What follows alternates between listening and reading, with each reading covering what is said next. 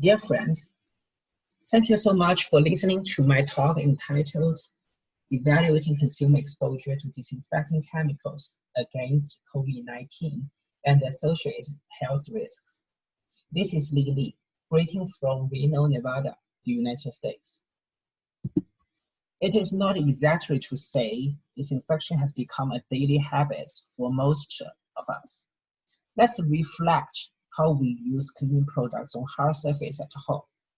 No matter whether you use sprays or wipes, most of us let disinfected surfaces air dried without wiping them off after use, right?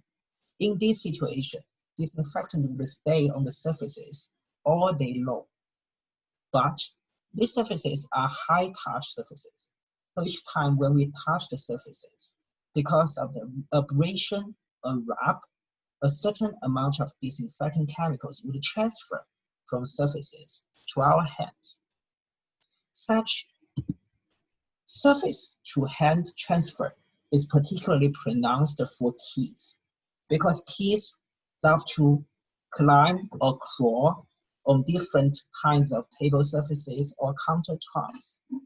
Kids also love to play with objects like toys, electronics.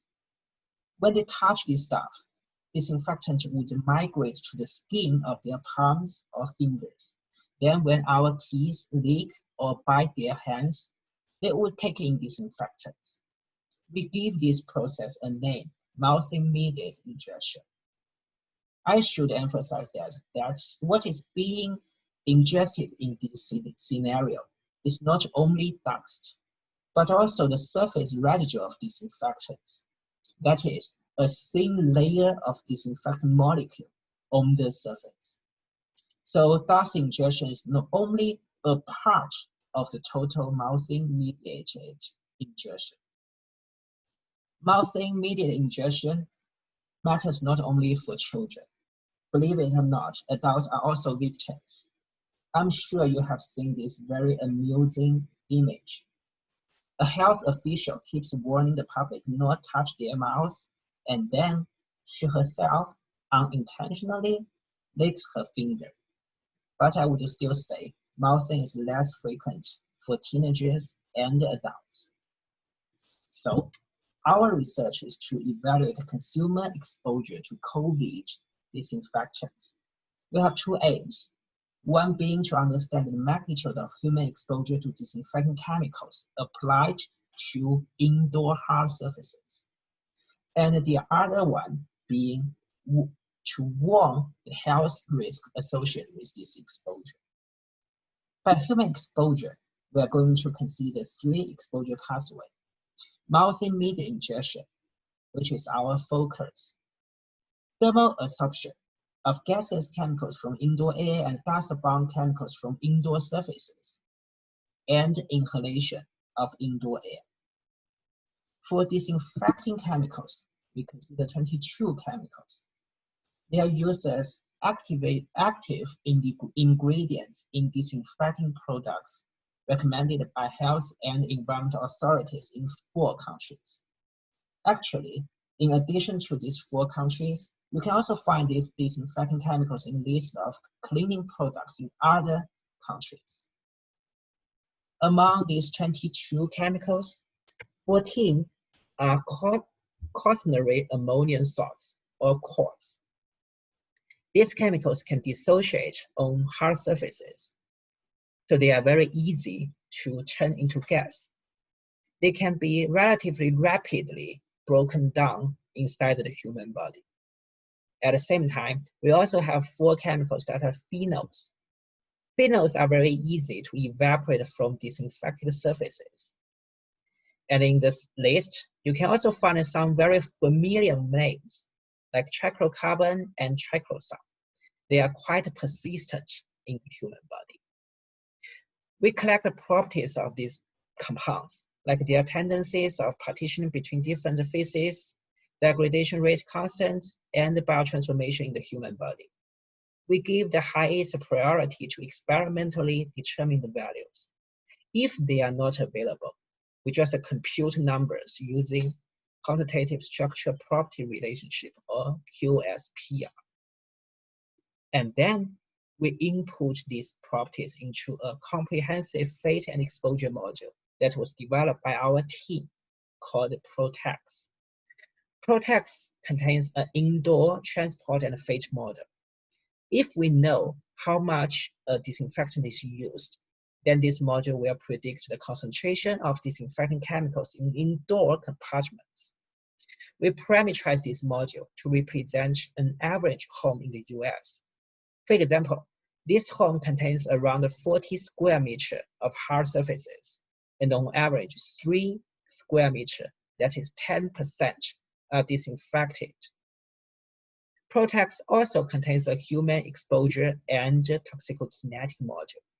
It predicts how much a person takes in disinfecting chemicals if this person breathes or touch all different kinds of indoor surfaces. It also predicts the blood concentration resulting from this exposure because it describes all kinds of elimination process. We parameterize this module to represent a typical female white American. PROTEX allows us to simulate the life course exposure from her birth to death. So we can extract the model result for whatever age we want. I would say PROTEX has been thoroughly evaluated in our early work. So far, it has successfully predicted human exposure to PPDE, PCB, and a variety of chemicals used indoors. So we have confidence in its prediction capacity. We assume that 3 square meters of the hard surface in this room are disinfected once a day. Disinfectants are used at full strength without dilution, and the disinfectants are not wiped off after disinfection. We run the model. It first gives estimates of daily uptake, expresses the mass of disinfectant per mass of body weight per day. We use a bar to express the range of best estimate and the most conservative estimate. We do the simulation for different age groups, 3, 14, and 25 years old. We repeatedly simulate for individual compounds in our list. So here you can see the results. We can see uptake varies between chemicals by almost 3 orders of magnitude. Basically, we can find daily uptake of quartz is higher than that of other disinfectant chemicals. This is because quartz are permanently charged, so they are involatile. Compared to other chemicals, they can remain on disinfected surface for a long time.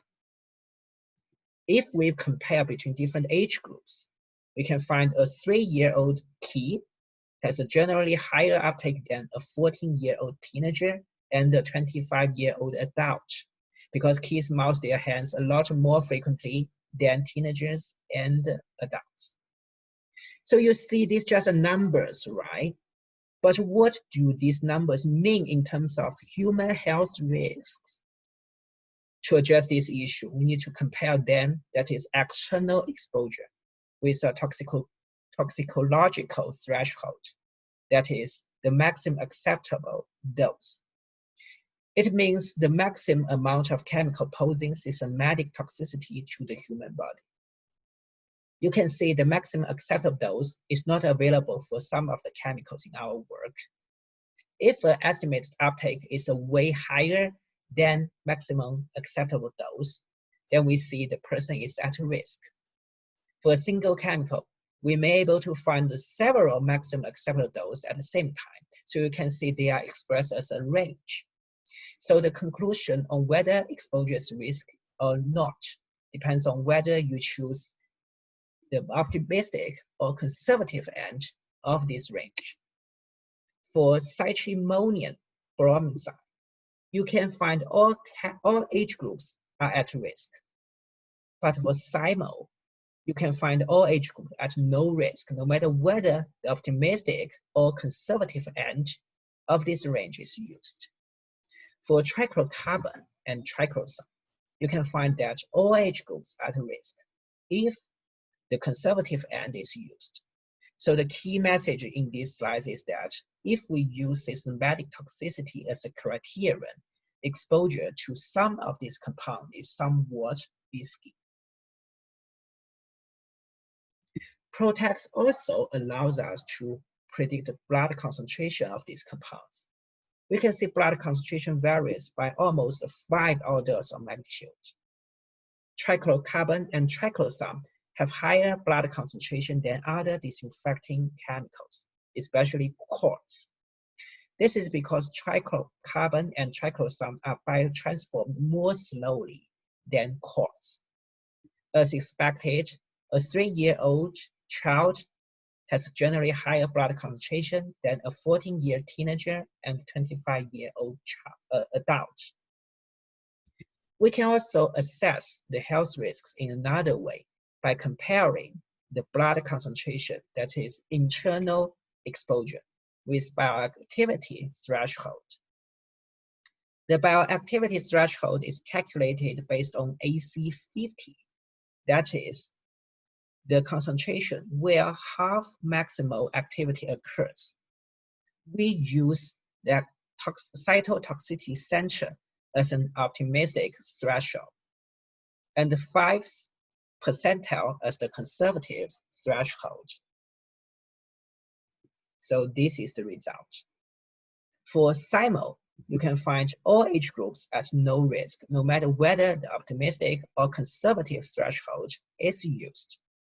For trichlorocarbon, you can find that all age groups are at risk if the conservative end is used. So if we use bioactivity as a criterion, exposure to most of these chemicals is not risky. So if you recall what has been described above, you will find that using external and internal exposures or systematic toxicity data or bioactivity data gives quite different profiles of risk. So our work raises a very interesting question for future work. For what reason the two approaches gives different results? To sum up, we can expect high disinfecting chemical exposure for children through mouthing-mediated ingestion if disinfecting chemicals are readily ionized and thus minimally volatile, and disinfecting chemicals are left on high-touch surfaces without being wiped off.